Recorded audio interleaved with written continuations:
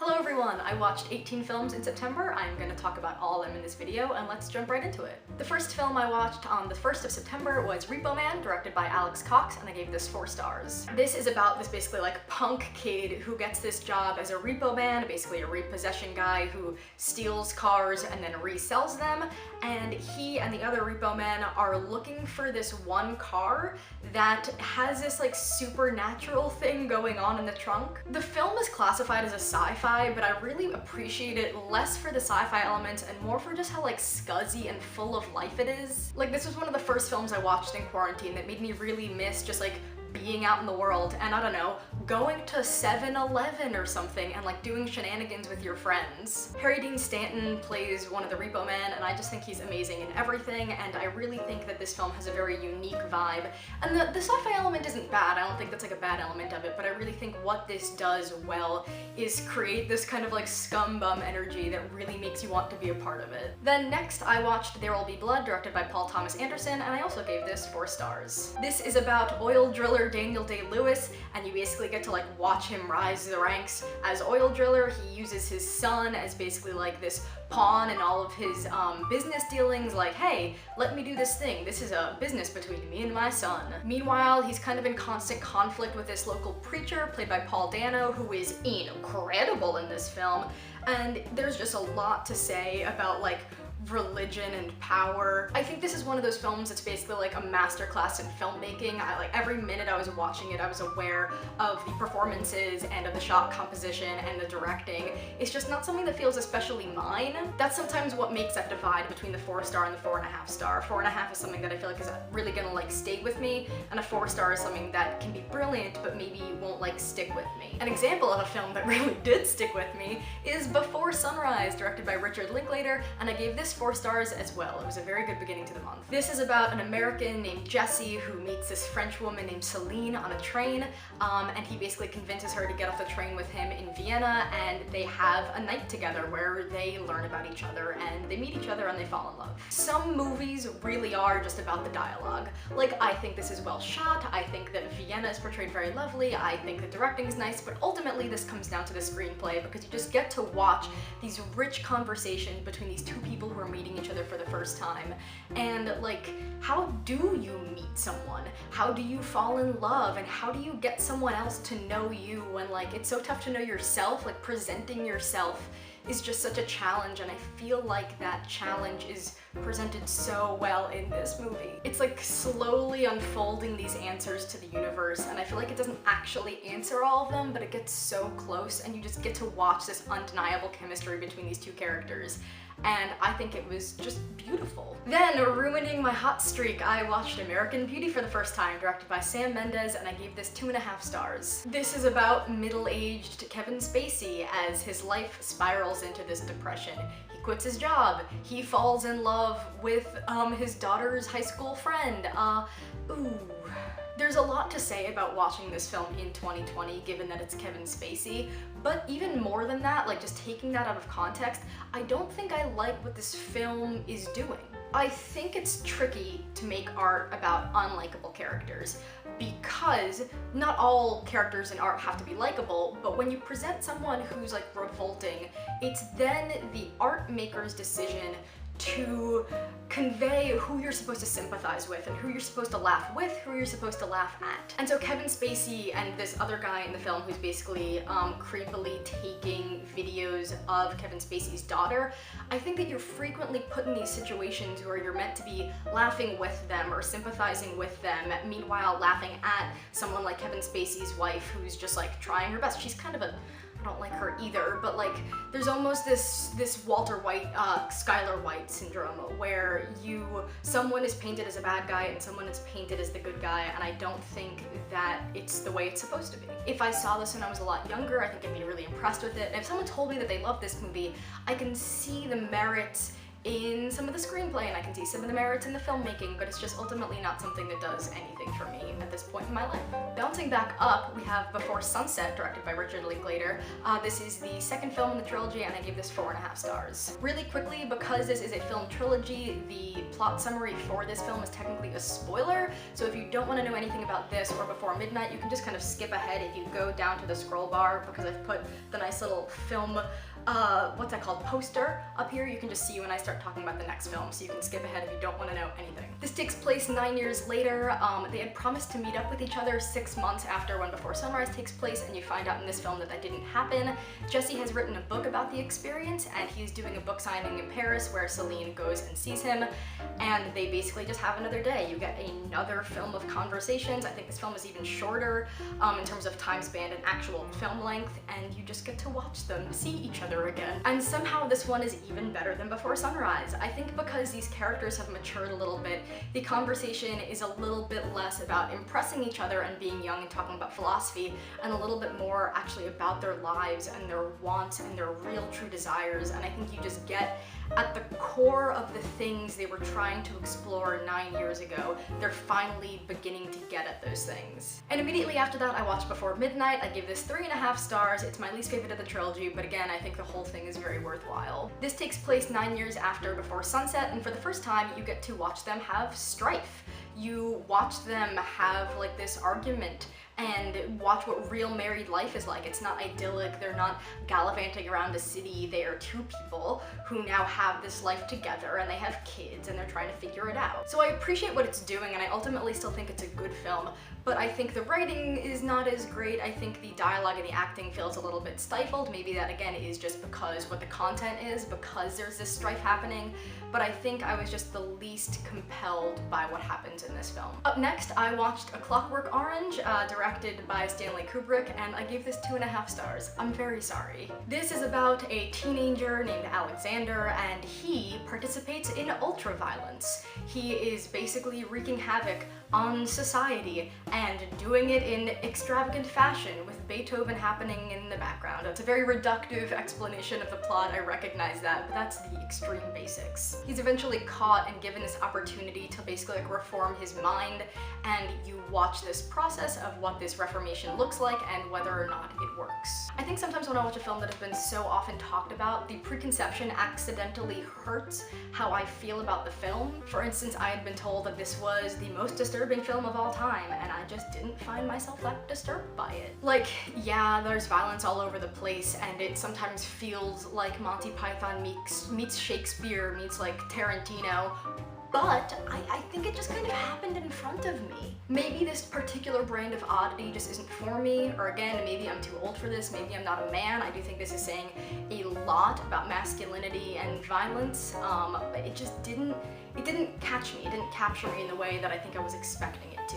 Next, it's time for Hot Button Issue I'm Thinking of Ending Things, directed by Charlie Kaufman, and I also gave this 2.5 stars. It was a big month for the 2.5 star. This film is about a girl as she's going to her boyfriend's parents' house, and she's thinking in her head, I'm thinking of ending things, and all of this surrealist stuff ensues. This is another thing where I think my knowledge going into it really hurt me, because A, I've heard a lot about the plot from BookTube, and what I know about the plot in the book I actually like a lot better than what happened in the film. And also, I think this film is trying to be the smartest film, trying to be the most surreal film, and trying to be the most disorienting film, and ultimately I don't think it was any of those things most successfully. I think Kaufman actually lays out these puzzle pieces really well in the first half. I think that he is drawing from the book where it makes sense, and I think that some of the visual stuff that happens when they're at the house is actually quite interesting. But then, as it turns out, when he's laid out all these puzzle pieces, he took puzzle pieces from like 4 different sets. So at the end, it's not that it doesn't come together and it's confusing, I think it doesn't come together and it's not satisfying. Like, I love an open-ended movie. I think I like things that are confusing. I love David Lynch, for instance. He's a man for which there are no answers. But I think there's this consistency with his mystery, and I think there's this inconsistency going on in this movie. I get the hype, I guess, but it just felt kind of cheesy and kind of like a B-grade example of trying to do some surrealist shit. Up next, I watched Dirty Harry, directed by Don Siegel for the first time, and I liked it a lot. I gave it 4 stars. Dirty Harry is about Clint Eastwood, who plays, lo and behold, Dirty Harry, who's basically this like hard-nosed cop, and he is searching for Scorpio, this serial killer, and you watched that happen. I think that this film is sometimes heralded as a pro-cop movie, and I'm here to argue that maybe it isn't. I think it gets a bad rep for being like libertarian because ultimately Dirty Harry is going to do whatever he wants. He's a white man with a gun, he gets to do whatever he wants. But I actually think the bigger thing this movie is saying is that this police establishment is completely powerless in doing anything. I mean, like, Dirty Harry, like, pretty much knows what he has to do to catch this serial killer, but the police is like, yeah, we don't have enough evidence for this, so we can't do anything. It's like Dexter, but not at all. So on its political standing, I don't think it's doing anything morally egregious, and then just like the way it looked, it's charming. Clint Eastwood, in his heyday, was doing some fun stuff. Next, I watched All That Jazz, directed by Bob Fosse. I also gave this 4 stars. Big month for the 4-star and the 2.5 star. I don't really know why. Those are like the 2 things I gave every film I saw this month. This is a semi-autobiographical film, and you follow Joe Gideon, who is a theater choreographer and a director, and you basically just watch this extreme workaholic work himself to insanity. Insanity might not actually be the right word, but basically as he gets so absorbed in his work, all of the pieces of his life just fall apart around him. I think musical movies also get a bad rap, but this is so stunning in the way it uses a musical as a narrative device. Obviously it was semi-autobiographical, so you're gonna have to use musicals in it because it was Bob Fosse, but also this contrast between the darkness of his life and this brightness of like watching these dances come together. Like, I think I inherently view musicals as this like neutral positive thing. Like, musicals can be dark, of course, but ultimately there are people singing and dancing. I think it just uses the musical, this big boisterous thing, as this almost metaphor for life, this monstrous thing full of so many emotions and so many sensory things in all corners, and you really feel completely wrapped up in the story, like literally, like completely engulfed by it almost. It's just so heartbreaking and beautiful at the same time, and I can almost see this movie becoming a 4.5 at some point, but it is a 4 for now. Next, I watched The Long Day Closes, directed by Terrence Davies. I gave this 4 stars, but I actually think it's a 3.5 star. I'm gonna go change that like right after I film this.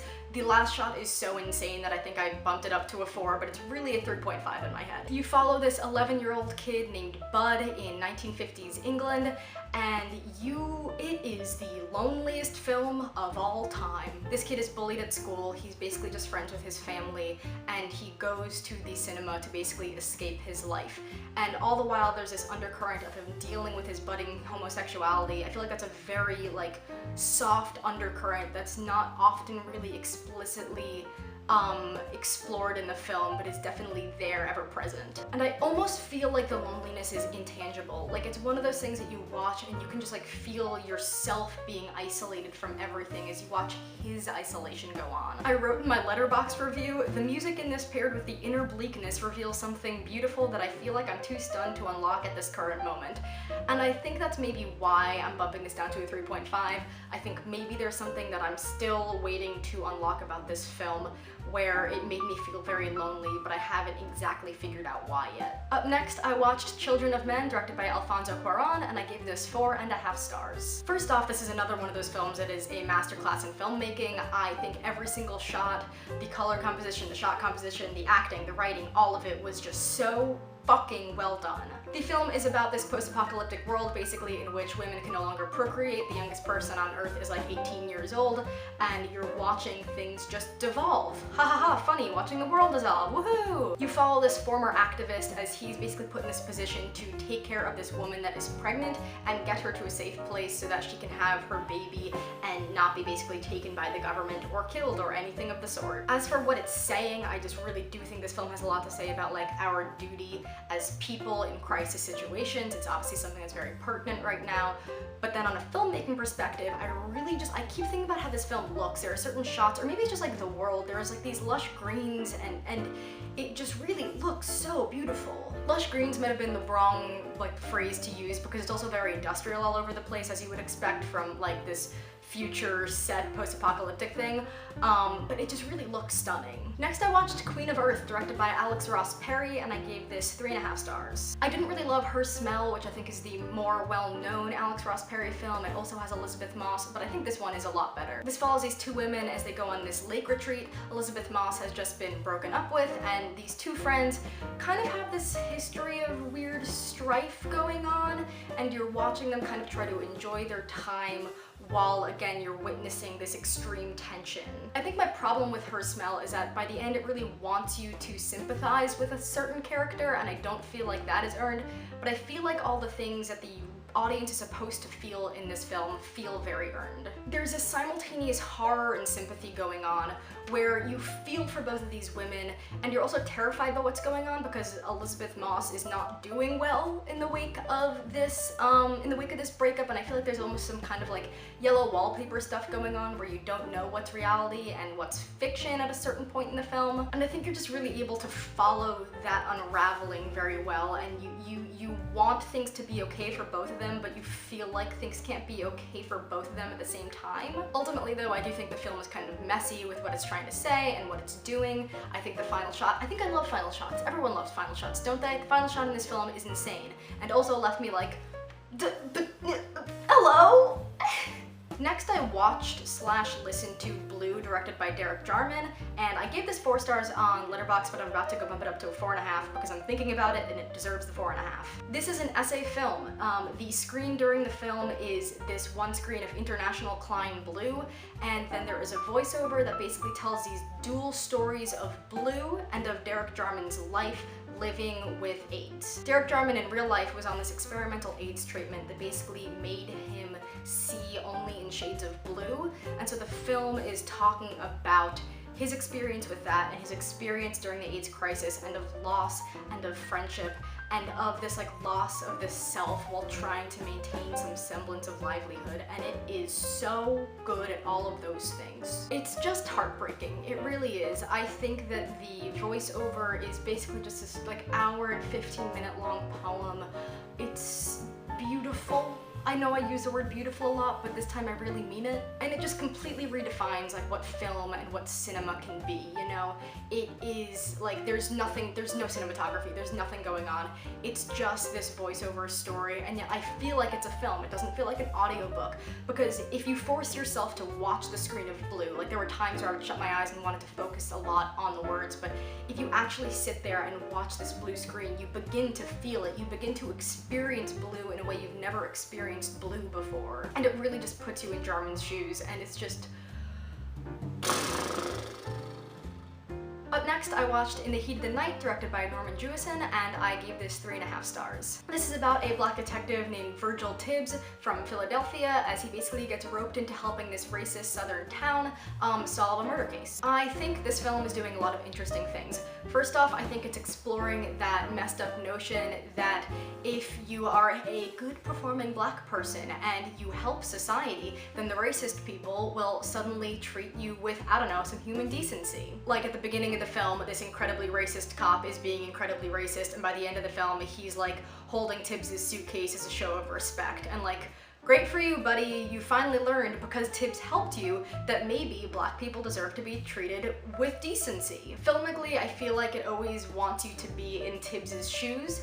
He is a lot taller than all of these like white cops, and so I feel like you're often looking down at them, or you're looking up at Tibbs. Like, it's establishing this power that he has. And he's also, the reason he gets roped into this is because one of the white cops wrongfully apprehends him because they think he has done this murder for no other reason other than he's black. And then he's like, hey guys, I am literally the best murder detective in Philly, and he stays there to help the case pseudo-reluctantly, but pseudo-willingly. So I think it's doing a lot of things, or trying to do a lot of things right, but my friend Julian actually said in his Letterboxd review, and I think this is very smart, that kind of the thesis of this film is that the reason that racism is bad is that it slows things down. Like, Tibbs helps the case, and so it is good to be not racist because then this capable black man can help you. And it's bad to be racist because if you're racist, then your cops will be slower in finding the killer. So that's kind of weird and messed up. But also, this film was made in, what is it, 1967? So I think it is still pretty good at accomplishing the things it's trying to say. Then next I watched Seven, directed by David Fincher. I gave this 3 stars, and me and Mr. Fincher have a very complicated relationship. I think some of Fincher's early work, at least from what I've seen, is a little bit flashy, a little bit gimmicky, and a little bit cheesy. Like, the plot of Seven is basically that there is this killer who is killing based on the 7 deadly sins, and they have to find him before he kills 7 people. You'll note that Zodiac, his 2007 film, has a similar premise where you follow these people who are trying to find the Zodiac killer. And I think, again, maybe this film was kind of hurt by the fact that I love Zodiac so much, but I feel like this is just budget Zodiac in a lot of ways. It's interesting, it's a little bit spooky, there's a lot of really cool set pieces early on, but it really just devolves in the last 20 minutes. Like, you might have heard the iconic line, "What's in the box?" and just Brad Pitt in this goes off the deep end. I ultimately just think the biggest word for this film is gimmicky, and it does wrong with all the things Zodiac gets right later on. Next, I watched Reservoir Dogs, a Tarantino film, and I gave this 4 stars. I generally like Tarantino. There's not a ton I've disliked, except for, I guess, The Hateful Eight, which I thought was kind of trash. But this is about a group of guys in suits who go to do a diamond heist, and it goes incredibly, incredibly poorly, and people get shot, and people die, and there's a lot of blood, and it all culminates in this, like, big warehouse where they all end up. That was, I think, the place they were supposed to go after it was over, and they just try to figure out what to do next. Comparing this to The Hateful Eight, I feel like Tarantino is kind of interested in, like, here's the space, and here's where the stuff is gonna go down. I think he doesn't do it very well there, but I think he does it pretty well here. You kind of just, like, get to watch these pieces come together, and these characters who, like, don't really know each other. They all have these, like, code names, like Mr. Orange, Mr. Pink. They don't know each other personally. So you're watching these almost like anonymous figures figure out together what to do, and then there's music and blood. Yeah, I just think it's kind of cool. That might be a bad reason to like a film, but sometimes films are just cool. Finally, I feel like this video is very long. I watched Silence of the Lambs, directed by Jonathan Demme, and I gave this 4.5 stars. This is about FBI trainee Clarice Starling as she is tasked with getting information from Hannibal the Cannibal about Buffalo Bill, who they are trying to catch. And, like, yes, this is a film about Hannibal and about how great Anthony Hopkins is at this role, even though Mads Mikkelsen is better. No offense. The reason that Mads Mikkelsen is a better Hannibal is because you can actually understand how he could maybe blend in with society. Meanwhile, you watch Anthony Hopkins, and, like, if he walked into a room, you'd know right away that he's an absolute psychopath. And Mads Mikkelsen does that a lot more subtler. This is my thesis, okay, bye. So yeah, this is, like, the Hannibal art in the world that is most prominent. But I actually think this film is at its most interesting when it is confronting being a woman in the workplace, which it is doing all the time. If you ever watch this film again, pay attention to when people are talking to women, because most of the time, whether it's Jack Crawford or Hannibal or random people at a funeral, they are looking into the camera. You, the viewer, are supposed to be not only Clarice, but also her friend, whose name I can't remember, but, like, there's a scene where Clarice and the friend are talking, and, like, the one time that Clarice even looks into the camera is when she's talking to the friend, because the film tries to position you as a woman, constantly being leered at, constantly being watched, constantly being followed. And it's uncomfortable. I feel like you get that feeling of being observed the entire film. I feel like I can't and shouldn't talk about this film without talking about the possibility of it being transphobic, and I was kind of watching for that this time around. And I think the film tries its 1991 job to not be transphobic. With its dialogue, I feel like the film is trying actively to not equate being transgender with being violent, but at the same time, it uses this imagery of the grotesque. Like, there's this scene where you're watching Buffalo Bill get ready, and it's clearly trying to make that be this disturbing scene in a way in which it's actual content, because there's no actual violence going on in this content. It's just this man putting on makeup, and it is a complicated problem with this film. So yeah, a great film with a complicated legacy. I think it does a lot of things right and a lot of things wrong, but ultimately I think it's just, like, a very well done psychological thriller with some great cinematography and really great writing and some great performances. So those are the films I watched in September. I hope this video wasn't, like, 30 minutes long, and thank you for watching, and I will see you the next time I have things to say about things.